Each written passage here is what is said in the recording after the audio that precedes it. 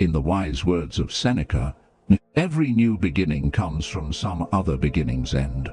What if I told you that in just 7 days, you could become a completely different person, not just a slightly improved version of yourself, but someone so transformed that even your closest friends and family would have to take a second look? This isn't some gimmick.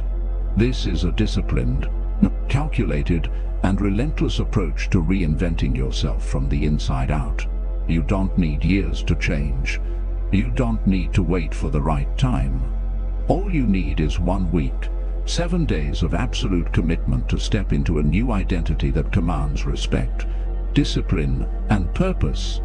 It's about dismantling the patterns that have held you back and forging the habits that create the person you were always meant to be.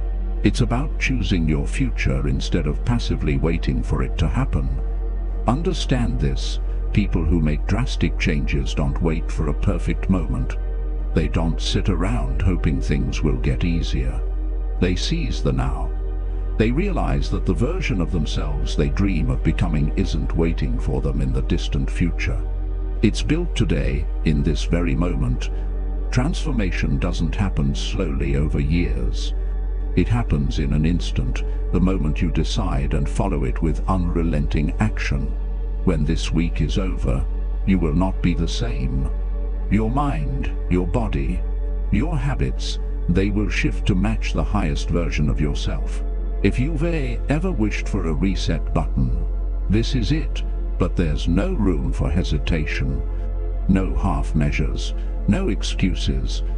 So if you're ready to stop playing small, to stop waiting for change, and to finally take full control of your future, listen closely.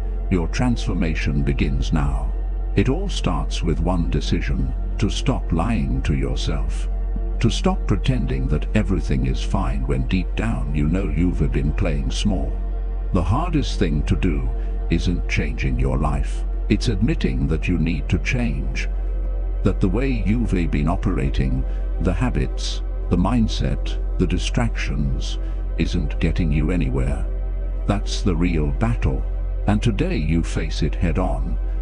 The Stoics had a practice of radical self-honesty. They believed that if you wanted to master life, you had to first master yourself. Seneca once wrote, "A consciousness of wrongdoing is the first step to salvation." Think about that. Most people never take that first step because it's uncomfortable. It's easier to blame the world, the economy, other people. But if you keep blaming everything outside of you, you stay powerless. The moment you take full responsibility, when you stop making excuses and start owning your actions, that's the moment your transformation truly begins. So today, you're going to do something that most people never do. You're going to take a brutally honest inventory of your life. And I mean brutal, no sugarcoating, no justifications. Grab a notebook, open your phone's notes app, whatever works, but write this down. What habits are holding you back? What patterns keep repeating in your life that you know are destructive? Where are you wasting time? What fears have kept you from taking action? What are you tolerating that you should have cut out a long time ago? If this exercise makes you uncomfortable, good. That means you're finally seeing the truth. And now here's the hardest part. You have to let go of the old you. The version of yourself that made excuses. The one that procrastinated.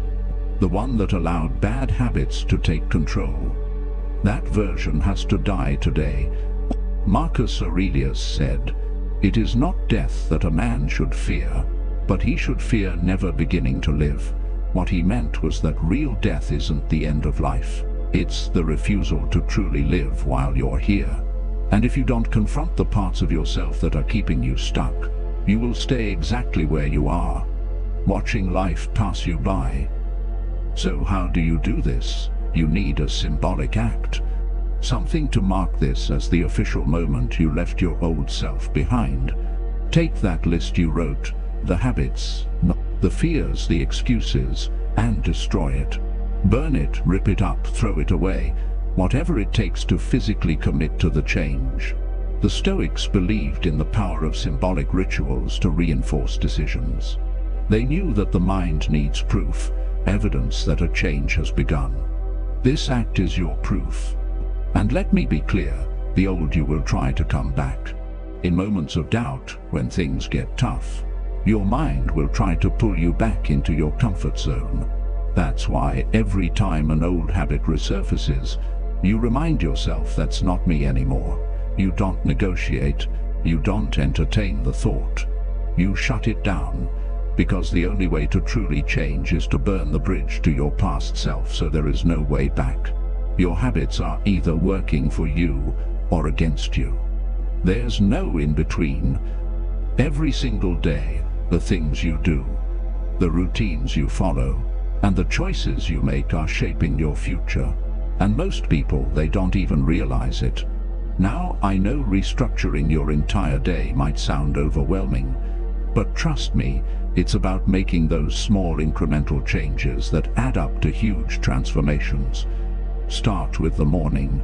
How you begin your day sets the tone for the rest of it. Think about it.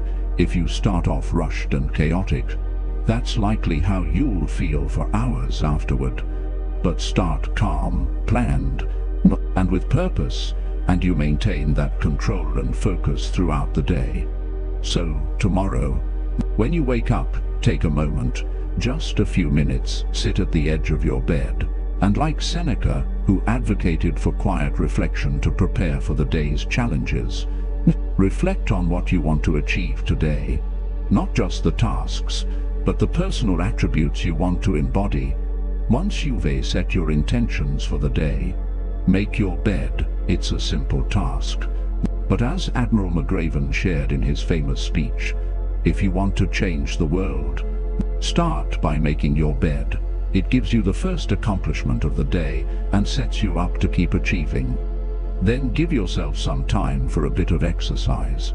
It doesn't have to be a full workout, just something to get the blood flowing and wake your body up. The Stoics were big on the connection between a sound mind and a sound body.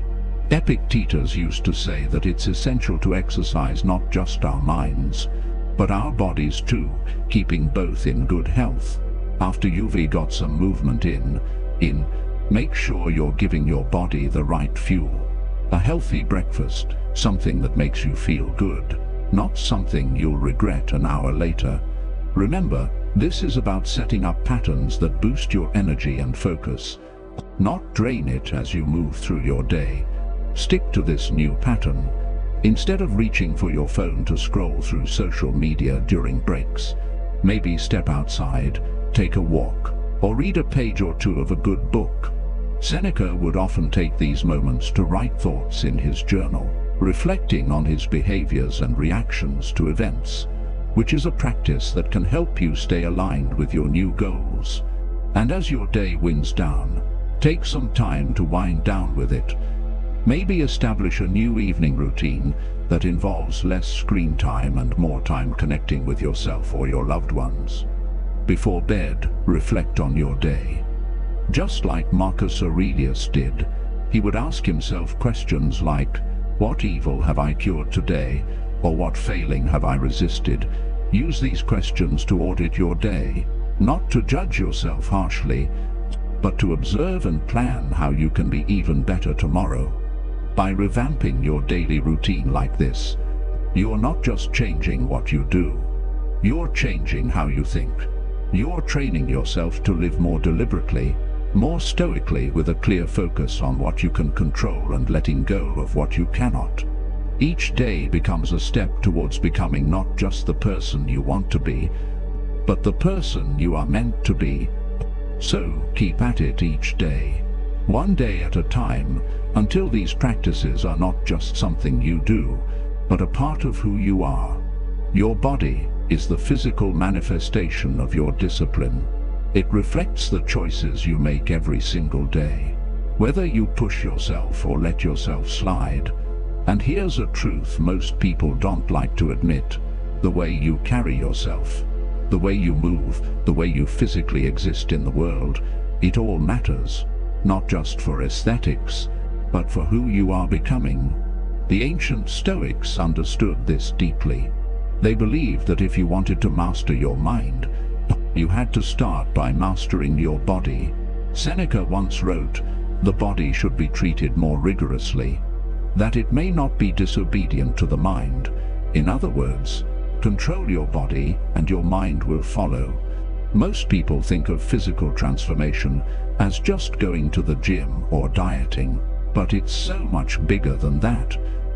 It's about forging resilience, training yourself to endure discomfort, and pushing through resistance both in workouts and in life. The Stoics deliberately put themselves in uncomfortable situations to train for hardship. They practiced voluntary discomfort, things like fasting, walking barefoot or sleeping on the floor, not to suffer but to prove to themselves that they could. Because once you understand that you can handle discomfort, you stop fearing it, and when you stop fearing discomfort, you become unstoppable. So today, you move, not just for the sake of looking better, but to become better. If you're not someone who exercises regularly, that changes now and now. You don't need a gym membership or expensive equipment. You just need to start. Go for a run, do bodyweight exercises, lift something heavy, get your heart rate up, break a sweat, feel your body come alive. This isn't about punishment. It's about awakening something in you that's been dormant for too long. The feeling of effort, of pushing past your limits. That's where confidence is built. That's where you begin to reshape your identity. And let's be clear, this isn't about chasing perfection. It's about consistency. You don't need to train like a professional athlete, but you do need to train like someone who respects themselves. Someone who understands that discipline in the body creates discipline in the mind. That's why Marcus Aurelius wrote, "You must build up your life, action by action, and be content if each one achieves its goal as far as possible." One workout won't change your life, but the habit of showing up every day will. Now let's talk about fuel. What you put into your body dictates your energy, your mood, your focus. The Stoics believed in moderation, in avoiding excess and indulgence that weakens the will. Epictetus warned against being ruled by cravings, saying no man is free who is not master of himself. So today, you eat with intention. No more mindless snacking. No more foods that leave you sluggish and foggy. You don't have to be extreme, just make better choices. More whole foods, more water, less of the junk that keeps you stuck. Every time you eat, ask yourself, is this helping me become stronger, sharper, more disciplined? If the answer is no, you already know what to do. Posture, movement, presence. It all shifts when you start treating your body like a tool instead of an afterthought. When you strengthen your body, you carry yourself differently. You stand taller, you move with purpose. And trust me, people notice. More importantly, you notice. Because the stronger you become physically, the more unshakable you become mentally. Your mind is either your greatest weapon or your biggest weakness. It will either push you forward or hold you back. And the crazy thing is, you get to decide which one it is. Most people go through life as prisoners of their own thoughts, trapped by invisible walls built from self-doubt, fear and excuses.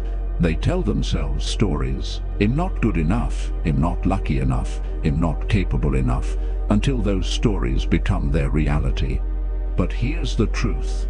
Your mind is just a collection of patterns, beliefs, and habits, and just like any bad habit, negative thinking can be broken.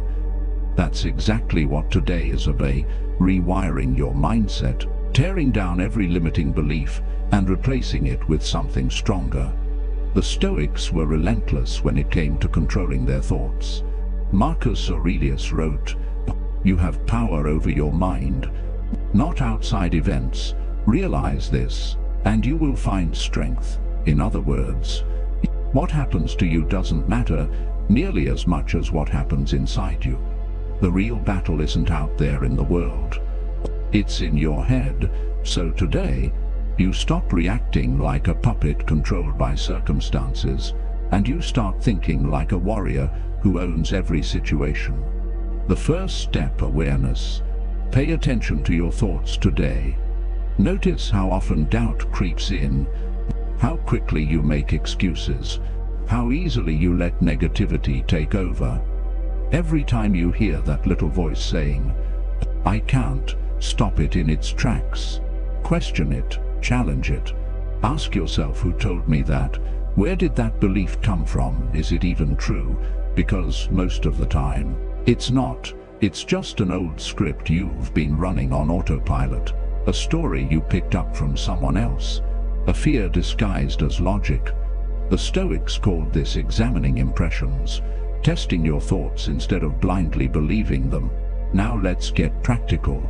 Every time a limiting belief pops into your head today, replace it with its opposite. Instead of "I don't know how to do this," say "I'll figure it out." Instead of "I'm not strong enough," say "I'm becoming stronger every day." This isn't about fake positivity. It's about shifting your focus. The Stoics didn't sit around hoping for good outcomes. They trained their minds to be resilient no matter what happened. Seneca wrote, "A man is as miserable as he thinks he is." If your thoughts create your experience, why not start thinking like someone who is unstoppable? And let's talk about fear. Fear is the single greatest killer of potential. It stops people from taking risks, from speaking up, from chasing the life they actually want. But here's the thing. Fear is always worse in your mind than in reality. The Stoics had a practice called premeditatio malorum, or the premeditation of evils. They would visualize the worst-case scenario before it happened, preparing themselves mentally so that when challenges arose, they were ready. They didn't avoid fear. They stared it down and took its power away. So today, think about the things you've been avoiding because of fear. Maybe it's starting that project, having that difficult conversation, stepping out of your comfort zone. Whatever it is, picture the absolute worst-case scenario. Now ask yourself, could I survive that? Could I handle it? The answer is almost always yes. Once you realize that, fear loses its grip. Another thing that keeps people stuck, complaining. Complaining is mental poison. It shifts your focus from what you can control to what you can't. Marcus Aurelius had a rule: don't waste time blaming, whining, or wishing things were different. Instead, focus all your energy on what you can do. So today, catch yourself when you complain, whether it's out loud or just in your thoughts, and stop immediately. Ask yourself, what's one action I can take to fix this? If there's nothing you can do, then accept it and move on. No more wasted energy. No matter how strong, disciplined, or successful you become, if you neglect the people around you, you'll always feel like something is missing. Because here is the truth. We are built for connection.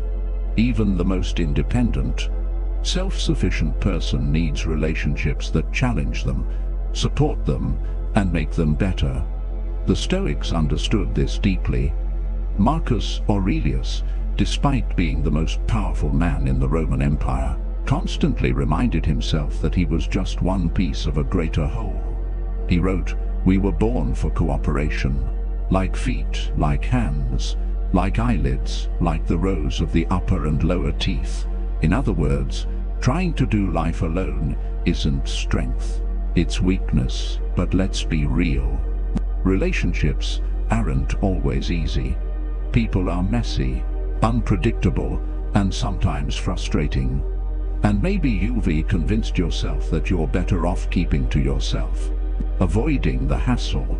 But if you think about it, the greatest moments of your life, the ones that truly meant something, weren't about money, achievements, or status. They were about people. The late-night conversations that changed your perspective. The friend who showed up when you needed the most. The mentor who pushed you to think bigger. These moments weren't about what you had. They were about who you had. So today, it's time to strengthen your relationships. Not just the ones that are easy, but the ones that truly matter. And that starts with a simple but often overlooked habit: being present. In our world of distractions, where most people can't get through a conversation without checking their phone, the ability to give someone your full attention is rare. But it's powerful. Seneca wrote, "Wherever there is a human being, there is an opportunity for kindness." That means every interaction, whether it's with a friend, a co-worker, or even a stranger, is a chance to be intentional, to connect, to leave someone better than you found them. Start with the people closest to you. When was the last time you had a deep conversation with your parents, your siblings, your best friend? Not the quick "how's it going," but a real, meaningful talk. Call them, meet up with them, ask them questions, and actually listen to their answers. Because here's something most people don't realize. Everyone is fighting a battle you know nothing about. Even the strongest, most put-together people have struggles they don't talk about. And sometimes, the smallest act of kindness, the simplest "hey, I've been thinking about you," can make more of a difference than you'll ever know.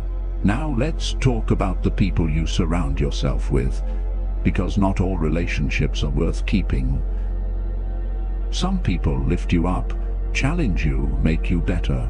Others drain your energy, fill your head with negativity, and keep you stuck in old patterns. The Stoics were ruthless about this. Epic teachers said, the key is to keep company only with people who uplift you, whose presence calls forth your best. Take a hard look at the people in your life. Are they pushing you toward the person you want to become? Or are they holding you back? If it's the latter, it's time to distance yourself. That doesn't mean you have to cut people off cold, but it does mean being intentional about who gets your time and energy. Because time is your most valuable resource, and who you spend it with determines the direction of your life. And finally, don't just strengthen relationships, build new ones. If you don't have people in your life who inspire and challenge you, go find them. Join a new community. Reach out to someone you admire. Put yourself in places where high-level people gather. The Stoics believed in seeking wisdom from others, learning from those who have walked the path before you. Seneca was a mentor to Nero. Epictetus was a teacher to many. No one grows in isolation. If you want to become the best version of yourself, you need to surround yourself with people who reflect that version. Most people drift through life without a plan. They wake up, go to work, pay their bills, scroll through their phones, and repeat year after year without ever asking themselves, where am I actually going? They let life happen to them instead of deciding where they want to go. But here's the thing, if you don't have a direction, you'll never get anywhere.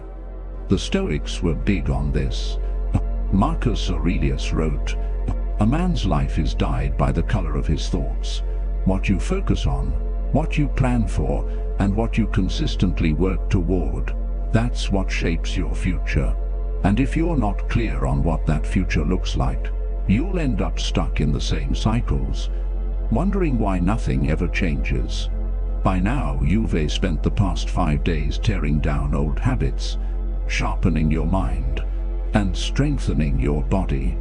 But transformation isn't just about becoming better. It's about building a future that reflects that new version of you. And that doesn't happen by accident. It happens by planning intentionally, strategically, and with absolute clarity. Seneca said, if one does not know to which port one is sailing, no wind is favorable. Think about that. If you don't have a clear goal, it doesn't matter how much effort you put in, you'll just keep drifting. So today we fix that. It's time to take control of your future and design it with purpose. And don't say, "I don't know what I want." You do. You just haven't given yourself the time or permission to be honest about it. So start with this question: if everything in my life aligned perfectly in the next 5 years, what would it look like? Not just in a vague "I want to be successful" kind of way. Be specific. Where are you living? What kind of work are you doing? What does your day look like? Who is around you? How do you feel waking up in the morning? The clearer you are, the easier it is to move toward that vision. Now take that 5-year vision and break it down. What needs to happen in the next year to get closer to that? What needs to happen in the next 6 months? The next month? The next week? Most people get stuck because they only dream about the future. They don't create a system for actually getting there. But planning is useless without execution. Marcus Aurelius had a rule: act according to reason, not impulse. That means setting a strategy and following through with discipline. Not just when it's convenient, but every single day. And here's a key point: your plan needs to be flexible. The Stoics understood that no matter how much you prepare, life is unpredictable. You'll face setbacks. Unexpected challenges will come up. But that's not a reason to stop. It's a reason to adapt. Epic teachers said, "Circumstances don't make the man, they reveal him." So when things don't go as planned, adjust, find another way, keep moving forward. The people who succeed aren't the ones with the perfect plan. They're the ones who stay committed no matter what. The Stoics believed deeply in the power of reflection. Every night before he slept, Seneca would review his day, asking himself, "What did I do well? What could I have done better? What lessons did I learn?" This wasn't about self-judgment. It was about self-mastery, about making sure that each day wasn't wasted but instead used as a building block for something greater. And that's exactly what today is about: looking back, not with guilt or regret, but with clarity and purpose. So ask yourself, what changed this week? Look at your habits. How do you feel compared to a week ago? Look at your mindset. Are you thinking differently? Look at your confidence. Are you walking with more purpose? If you really committed to this process, the answer should be obvious. But there's something else to reflect on: the resistance. Because let's be honest, this wasn't easy. There were moments where you wanted to quit, where your old habits tried to pull you back, where the voice of doubt crept in, whispering that this was pointless, that you'd never really change. That voice isn't gone, and it probably never will be. But the difference now is you don't listen to it anymore. Epic teachers said, progress is not achieved by luck or accident, but by working on yourself daily, and that's the key. This week wasn't a magic trick. It wasn't about a quick fix or instant results. It was about momentum, about proving to yourself that change is possible when you stop waiting and start moving. But momentum only lasts if you keep it going. So now the real question is, what happens next? Because let's be clear, if you don't actively continue this work, your old self will creep back in. You'll slip into familiar patterns. And before you know it, a week will pass, then a month, then a year, and you'll wake up wondering how you ended up exactly where you started. That's what happens to most people. They get a taste of change, but they don't lock it in. They don't create systems to sustain it. And that's why today isn't just about reflecting. It's about resetting, solidifying these new habits so they become part of you, not just something you tried once. Marcus Aurelius reminded himself daily, waste no more time arguing about what a good man should be. Be one. You already know what needs to be done. You already are the person you want to be. You just have to keep showing up as them. That means continuing the habits you built this week, continuing to push yourself, continuing to eliminate distractions. Challenge your mind, strengthen your body, and surround yourself with people who elevate you. You've proven that change isn't something that happens to you. It's something you create. The habits you build, the choices you make, the way you carry yourself, all of it shapes the person you're becoming. And now the only question left is, will you keep going? Most people will wait. They'll tell themselves, someday, but not you. You know better, you've already started. So don't stop now. Keep pushing, keep refining, keep evolving, because the greatest version of you isn't ahead in the distant future. It's right here, waiting for you to claim it. If you're ready for the next step, watch one of the videos on your screen right now. And as always, thank you for being a part of Stoic Journal.